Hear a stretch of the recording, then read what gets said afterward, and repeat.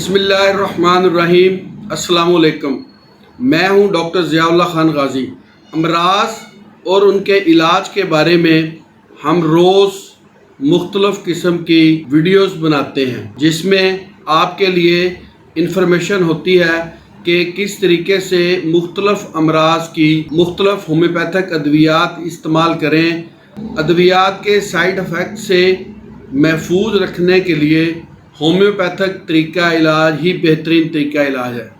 لیکن آج میں آپ سے کسی بھی مرض کے بارے میں بات نہیں کروں گا، بلکہ میں آج آپ سے رسول اللہ صلی اللہ علیہ وآلہ وسلم کے ایک فرمان کے بارے میں بات کروں گا، جس میں آپ صلی اللہ علیہ وآلہ وسلم نے فرمایا کہ والدین کی طرف سے بہترین تحفہ اپنی اولاد کے لیے آداب کا ہے۔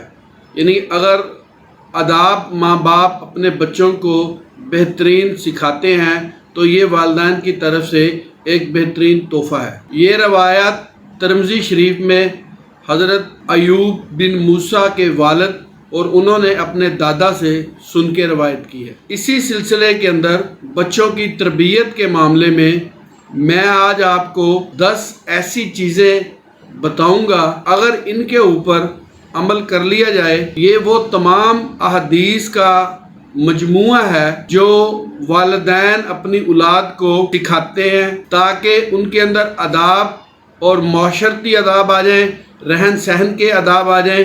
ان کے لیے یہ انتہائی مفید پوائنٹس ہیں۔ ان میں جو سب سے پہلا پوائنٹ ہے حق گوئی کا سلیقہ۔ حضرت ابو سعد خضری رضی اللہ تعالیٰ عنہ فرماتے ہیں کہ رسول اللہ صلی اللہ علیہ وآلہ وسلم نے فرمایا کہ بہترین جہاد وہ ہے جو ظالم بادشاہ کے سامنے حق بیان کیا جائے، یعنی حق گوئی کرنا، سچ بولنا بہترین جہاد ہے۔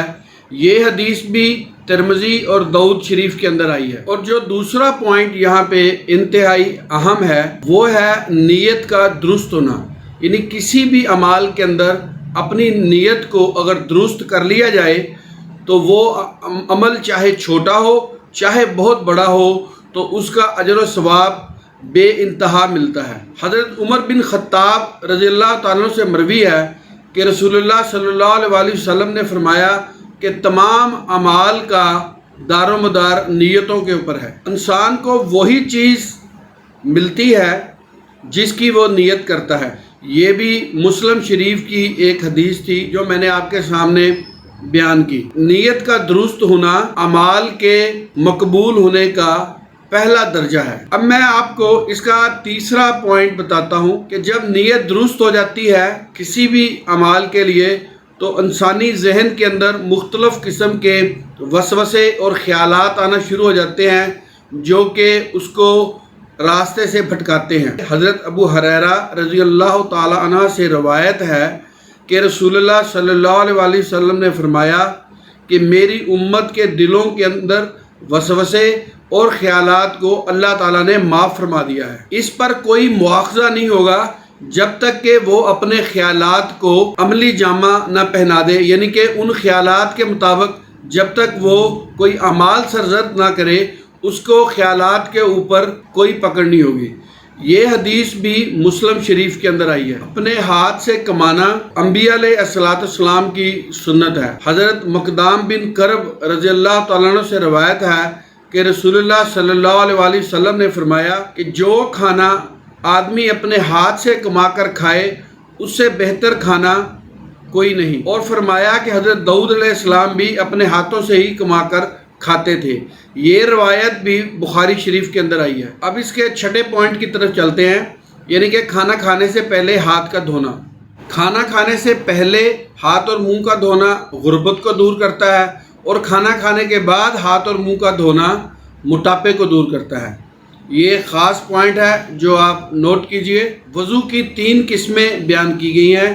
ایک وضو صلاۃ کے لیے، دوسرا وضو طعام کے لیے، تیسرا وضو نوم یعنی سونے کے لیے۔ 3 طرح کے وضو کا احادیث کے اندر ذکر آیا ہے، جس کے بارے میں رسول اللہ صلی اللہ علیہ وآلہ وسلم نے فرمایا کہ کھانا کھانے سے قبل اور کھانا کھانے کے بعد اگر وضو کر لیا جائے تو اس میں کھانے کے اندر برکت ہوتی ہے۔ یہ احادیث کا بھی ذکر سنن ابی داؤد، ترمذی، میں آیا ہے اکٹھے مل کر کھانا کھانے کی برکت۔ حضرت جابر رضی اللہ تعالیٰ عنہ فرماتے ہیں کہ رسول اللہ صلی اللہ علیہ وسلم نے فرمایا کہ ایک آدمی کا کھانا 2 کو سیر کرتا ہے، 2 کا 4 کو، اور 4 کا 8 آدمیوں کو کفایت کرتا ہے۔ یہ روایت بھی ابو مسلم شریف کے اندر آئی ہے۔ اسی لیے گھر کے اندر بھی سارے بہن بھائی اکٹھے مل کے ایک جگہ پر بیٹھ کے کھانا کھایا کریں، اس کے اندر برکت ہے۔ اگلا جو پوائنٹ ہے وہ مل بیٹھ کر کھانا کھانے کے آداب ہیں۔ اب اکٹھے کھانا کھانے کے اندر برکت تو سمجھ میں آ گئی بات، اب ظاہر اس کے کچھ آداب ہیں کہ اگر آپ مل بیٹھ کے کھانا کھاتے ہیں تو وہ آداب کیا ہیں، ان کا سیکھنا بھی بہت ضروری ہے۔ حضرت عبداللہ بن عمر رضی اللہ تعالیٰ سے مروی ہے کہ رسول اللہ صلی اللہ علیہ وسلم نے فرمایا کہ سب مل بیٹھ کر کھانا کھائیں تو اس وقت تک کھانے سے نہ اٹھا جائے جب تک کہ دسترخوان سے سب فارغ نہ ہو جائیں، اور اپنے ہاتھ بھی کھانے سے اس وقت تک نہ کھینچے جب تک کہ سارے کھانا کھا رہے ہوں۔ اگر کوئی مجبوری ہو تو معذرت پیش کی جا سکتی ہے، اور جب سب فارغ ہو جائیں تو کھانے سے فارغ ہو جائیں۔ اگلا جو اس کے اندر پوائنٹ ہے 9 نمبر کے اوپر، رات کو برتن ڈھانپ کر سونا چاہیے۔ رسول اللہ صلی اللہ علیہ وآلہ وسلم نے فرمایا کہ برتن رات کو ڈھانپ کر سونا چاہیے اور مشکیزے کا منہ بند کر کے سونا چاہیے، یعنی پانی والے برتنوں کو کھلا نہیں چھوڑ دینا چاہیے رات کو۔ یہ حدیث بھی بخاری اور مسلم شریف کے اندر روایت ہوئی ہے۔ اب ہم آخری پوائنٹ 10ویں نمبر کے اوپر بات کر لیتے ہیں۔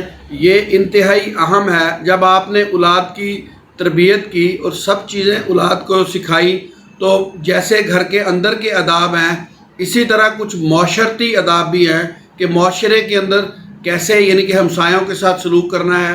حضرت عبداللہ بن عمر سے روایت ہے کہ رسول اللہ صلی اللہ علیہ وآلہ وسلم نے فرمایا کہ بہترین ہمسایہ وہ ہے جس سے اس کا پڑوسی مطمئن ہو۔